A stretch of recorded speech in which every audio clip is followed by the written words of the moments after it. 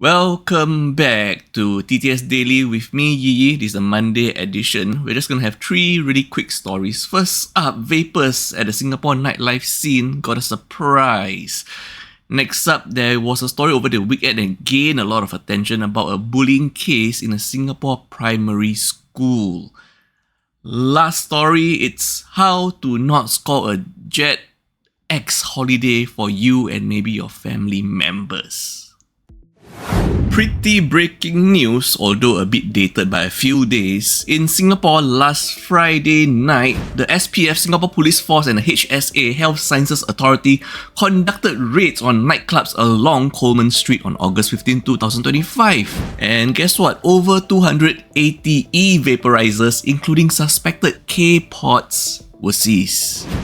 We just covered this story about more than 2 weeks ago, where we mentioned that thanks to Straits Times, we now know that there's actually a very active group, or there's really active vapers that continue to do so in the Singapore nightlife scene, despite vaping being illegal in Singapore. And seized vapes, more than 1/3 usually contains etomidate, and as our viewers always tell us to remind other people for awareness, etomidate is an anesthetic agent that should only be administered in medical settings, okay? And etomidate in vape pods, known as K-pods, can cause users to stagger, have slurred speech, behave like a zombie, all out bad, and then, it's just bad stuff, and the addiction risk is super high. But somehow, people who are vaping still somehow, have no care for the law, and they pretty much love to do it publicly in the open, in enclosed areas, on buses, on trains, in private hire vehicles and such forth, sometimes even in the park. News of zombie vapors, okay, let's just call them zombie vapors, are getting more and more. And apparently so also, we covered, since that we now know that a lot of vapers are doing it pretty openly, in the nightlife scene, it is only a matter of time before the authorities will pay these places a visit. Editor, can you please play what we've mentioned 2 weeks ago? Anyway, now that we all know where all these vapors like to gather, right? It's just a matter of time before the friendly authorities will pay these places a visit. So, no surprise there. Could we say we told you so? So now, more than 115 individuals aged 17 to 61 have been caught for e-vaporizer related offences during this raid, and 5 people were found with suspected etomidate laced K-pods. So now, for people out there who are thinking, you know what? The blitz raid is over, so it's now safe to vape openly, as brazenly as some of you are doing at the nightlife scene. Let me just bring an example to you. If you were a fisherman and you found this really sweet fishing spot with a lot of catches, will you only return to it once? Okay, this story is bigger than I thought. Over the weekend, there was a social media post about a mother and her daughter the victim of a bullying of over 6 months in Sengkang Green Primary School by 3 male students. So I went through the post, but I didn't listen to the audio clip until today. Upon listening to the audio clip today and reading the latest response by the mother, wow. I'm really shocked by the contents of the audio clip, which we cannot play. Apparently, the audio clip is allegedly one of the bully, or maybe even the bullies, making an unalive threat to either the daughter or the parents. It's really shocking, we can't play it, but... Okay, so background context. On 14 August 2025, Madam Ni Yin posted on a social media post, making an open letter sharing the story of her daughter, a 9-year-old primary 3 student at Sengkang Green Primary School. She has been bullied for the past 6 months, and even though she has reported to the teachers, apparently the bullying still persisted. And she was subjected to insults, mockery, sometimes pushing, shoving, erasing her homework, breaking her stationery and such. And if you were to see the racial slurs being used, we're not going to even go through the list. I'm just shocked that primary 3 students are using such language nowadays.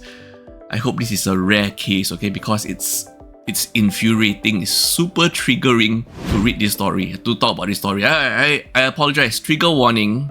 Should have said that in the beginning of the video, but trigger warning, okay? And so much so, this bullying was too much for the daughter to handle. So on 24th July 2025, the victim told her mother, that she doesn't want to go to school anymore because of the persistent bullying. So that evening, the mother contacted the mother of one of the bullies and also reached out to the school. And the next day, the form teacher called to say that, everything has been settled, both the victim and the bullies have apologized to each other and so forth, And also an interesting point of note is, apparently the victim, the daughter, has been requesting to change seats, but it wasn't allowed. And the school claimed that the victim agreed not to change seat, but the mother, Madam Niin, claims that the victim was somehow pressurized to agree not to change seats.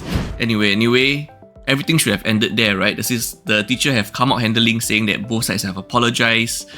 But however, on 26 July 2025, the family started receiving calls, harassment calls, and then that came with the voice clip, the unalive threat by the bullies, threatening to unalive either the victim, which is the daughter, or the parents. And it's just shocking.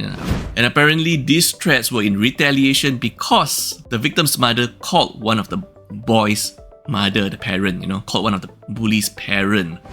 So this was in retaliation. So the family has now lodged a police report and investigation is underway. So as these bullies were primary 3 students, most likely they will be between 8 to 9 years old unless there were special circumstances that led them to being at least 10 years old now. And the minimum age of criminal responsibility in Singapore is actually 10 years old. So the bullies who left the unalive threat will most likely cannot be charged for this offence if they were below the age of 10. But that doesn't mean that there's no way to take action or to intervene. The Children and Young Persons Act does have frameworks to allow for interventions, such as rehab programs, counselling and such forth to address this offending behaviour so that the bullies know that what they did was wrong and should be stopped with immediate effect. And now on 16 August 2025, the school has come out saying, clarifying what actions they have done. Okay, first of all, the 3 students who made the threats were immediately suspended.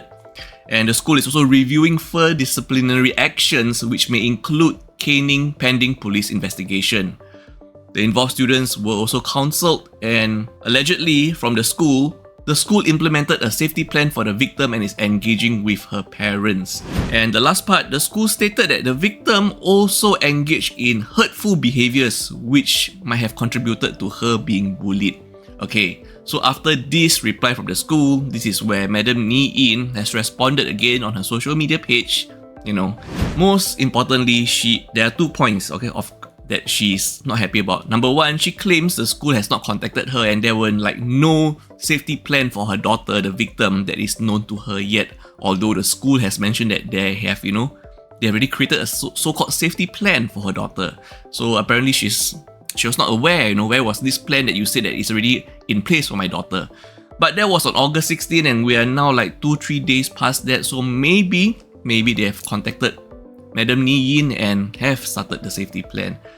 And lastly, the main point that she is most unhappy with was the school claiming that the victim engaged in hurtful behaviours. So Madam Niin now is asking for evidence whether her daughter did engage in hurtful behaviours, and if she did, she would accept all consequences and agree to MOE's decision.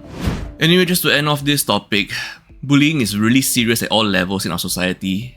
And for children in primary school, secondary school, they are not aware of the right way to deal with it. So I constantly even tell my own kids that, why bullying is wrong, what you should do in the event of bullying, what you should do when you see someone being bullied. Do not go there to try to stop it. Go and tell a teacher. Tell a teacher immediately. And if you are getting bullied, tell your kids to go and tell a teacher. And after that, when you get home, tell a guardian or tell a parent. They need to be informed and not just, suddenly one day out of the blue, they tell you I've been bullied for the last 5 months, I've been bullied for the last 3 months. No, every instance, go and tell a teacher, and when you go home, tell a parent, tell a guardian, and you need to constantly remind your children, the young ones. I constantly remind mine every 2 to 3 months why bullying is wrong and what you should do in the event that it happens or in the event you witness something like this. Stay safe, everyone. how not to score an extra 4 days of holiday in Malaysia for you and your family. So this Chinese woman at 13 August 2025 at the Kuala Lumpur terminal KLIA was trying to depart from KL at around 7:40 PM, but the immigration officer noted that there was no entry record of her into Malaysia. So there was a delay and she was told to move to the side so that other people in the queue could be processed first. And that made this lady very upset. So upset that she started insulting the female immigration officer, even pulling her headscarf and push her head against a pillar, causing this poor officer, look at this, to suffer swelling around her left eye, headache, body ache, requiring treatment at Cyberjaya Hospital. And was there really a need for her to act this way? And the best part, she's a mother traveling with her husband and two young child. So now this mother has earned herself 4 days in remand and her family has to, kind of be detained with her as what to do. The mother is in remand for 4 days. And now, as of 18 August 2025, she has been sentenced to 1 month in jail and 2,000 ringgit fine. Let it be known that not all holidays can be a Jet 2 holiday.